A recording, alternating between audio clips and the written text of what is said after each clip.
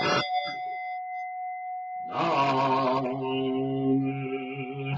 Myoho Renge Kyo. Nam Myoho Renge Kyo. Nam Myoho Renge Kyo. Hi folks, so let's continue with this reading of Attaining Buddhahood in this lifetime, Part 2. I think we left off at they study Buddhism. Their views are no different from those of non-Buddhists. Next paragraph, whether you chant the Buddha's name, in this case, Myoho Renge Kyo, recite the sutra, or merely offer flowers and incense, all your virtuous acts will implant benefits and roots of goodness in your life. With this conviction, you should strive in resolve or resolute mind. The I've always had trouble saying that. The Virmalakirti Sutra states that when one seeks the Buddha's emancipation in the minds of ordinary beings, one finds that ordinary beings are the entities of enlightenment, and that the sufferings of birth and death, rebirth, and so on, are nirvana. That's such an important statement. Once again, I have to point out, Mahayana and Nichiren really keeps nailing this down. This very life, this very experience of life that you and I are having is itself enlightenment. The only thing that keeps us from awakening to that is the illusions of our attached monkey mind. Right? I keep hammering on it too, because you have to see that as you read these Gosho, Nichiren comes at this from every angle he can think of. But it's easy to get lost in just the repetitive and colorful nature of the way he's talking. But you have to understand, this was 13th century he was talking to, not millennials, not 2000 or not 20th or 21st century, but this is almost 800 years ago. So how were people, and also you have to remember this is an English translation of what he was saying. So the people who translated this into English were trying to take his thoughts and transliterate, take his words, not his thoughts, and slide them into a Western mind. But I think a lot of times some of the meaning can slip away when you get so focused on the words. So this is why I'm rereading these and trying to inject in here the fundamental truths of Buddhism, which Nichiren was obviously trying to state, but might get lost in the words. Okay? That's why I'm doing this. It also states that if the minds of living beings are impure, their land is also impure. But if their minds are pure, so is their land. There are not two lands, pure or impure in themselves. The difference lies solely in the good or evil of our minds. Evil, there's a Western term, right? It is, and I have to stop there again. There's so much. This is so compressed in knowledge. Because by Nichiren's time, you got to remember, centuries and centuries of teaching had gone on. So he's not taking the time to dissect every one of these. He's doing enough dissection as it is, but he's assuming quite a knowledge base. Another reason why I'm doing this. So watch the words here. Their land is also impure. But there are not two lands, an impure and a pure one. There are entire sects of Buddhism, the Nembutsu, those who chant Amitabha or Amida Buddha, are all chanting to the idea of leaving this life and entering a pure land, like a heaven, like a hereafter, like a after I die. And I constantly need to bring this back to the central point of Buddhism. This isn't another place we go to. It's not something we have to wait to die to get to. It's right here and now. It's in this body. He just finished saying that, yet people will read this and then read the land and think this is a place we go to. It's a place you go to in your mind. Do you see? It is the same with a Buddha and an ordinary being. When deluded, one is called an ordinary being. But when enlightened, one is called a Buddha. He's saying it another way. It's a matter of perception.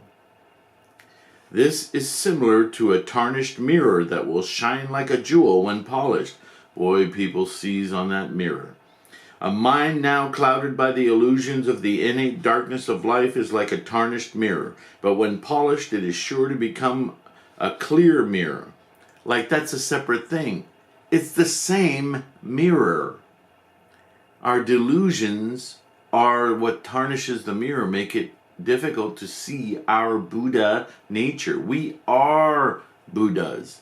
The only thing that keeps us from perceiving that, once again, it's our monkey mind illusions, our attachment, our desire, our craving to keep everything permanent. When we know intellectually everything is constantly changing, we need to embrace that truth rather than attaching ourselves to what we're experiencing in the moment. Reflecting the essential nature of phenomena and the true aspect of reality. So if you see clearly, if you understand clearly, if you remove your attachment to the illusions, they're still going to be there. That's the way the mind works. But releasing your attachment to those illusions and seeing them objectively, like a parent looking at its children, or you watching your pet, watching the way our mind works in that way, we can remove ourselves from the drama of it and actually be entertained by it. Also understand it better. Avoid its pitfalls. This is the whole goal of Buddhism, to live life well. Arouse deep, resolute mind and diligently polish your mirror day and night. This is the practice. How should you polish it? Only by chanting Namu Myoho Renge Kyo. This is the shortcut. This is the expedient means. What then does Myo signify? It is simply the a priori nature of our life from moment to moment. From moment to moment. It's not an a priori supreme beginning. If you want to apply the word beginning to it, that beginning happens innumerable times in the time I've been talking to you. It's moment to moment. Each moment is a beginning and an end. This is the concept of rebirth. We perpetuate our lives moment to moment. You see where the craving gets in the way? We want to tie them all together like one big long life line, a timeline. Go back to geometry when you were in high school. What does geometry say a line is? A line is a collection of points. What are points? They're not things. Points are locations. So all of it is just based on an experience, isn't it? Which the mind cannot comprehend or words express. When we look into our own mind at any moment, we perceive neither color nor form to verify that it exists. Can you point to your mind? Yet we still cannot say it does not exist, for many differing thoughts continually occur. The mind cannot be considered either to exist or not to exist. Life is indeed an elusive reality that transcends both the words and concepts of existence and non-existence. It is neither existence nor non-existence, yet exhibits the qualities of both. It is this supreme entity of the middle way that is the ultimate reality. Now you're starting to grasp what the middle way is? It's not existence, it's not non-existence. It's something other. Not in between so much, but that's what middle suggests, is where our experience lies, right? This very extremely temporary thing that continues to replicate for a time. That is the ultimate reality. Myo is the name given to the a priori or quantum nature of life, and Ho to its manifestation. If you study up at all, read at all on the current scientific investigation of quantum fields, quantum wave theory, or what do they call it, QFT, quantum field theory. It talks about how they talk about what they call dark energy, but that's dark just means they don't get it. They understand. They're starting to understand how it works, where particles come in and out of existence all the time. So that suggests this middle, doesn't it, where the particle exists and doesn't exist, and whether it continues to exist and propagate an actual particle, or whether it just doesn't come into being at all. This is the potential energy I keep talking about, the quiescent energy, okay? And so he's talking about it here, and Shakyamuni talked about it. And Ho to its manifestation. Renge means the lotus flower, is used to symbolize the wonder of this law. Because a lotus flower has these qualities of not only growing in a muddy swamp, in other words, it's a beautiful thing, and yet it's grounded in something that we as humans value as gross, right? So beauty and gross. And then there's the fact that when it blossoms, the moment it blossoms, it spits out all of its seeds. So there's a regeneration there constantly happening as it instantiates. Interesting. So it's used as a symbol, and he says it here, of this wonderful law. If we understand that our life at this moment is Myo, then we also understand that our life at other moments is the supreme law. This realization of the profound Kyo is the profound Kyo, or the sutra.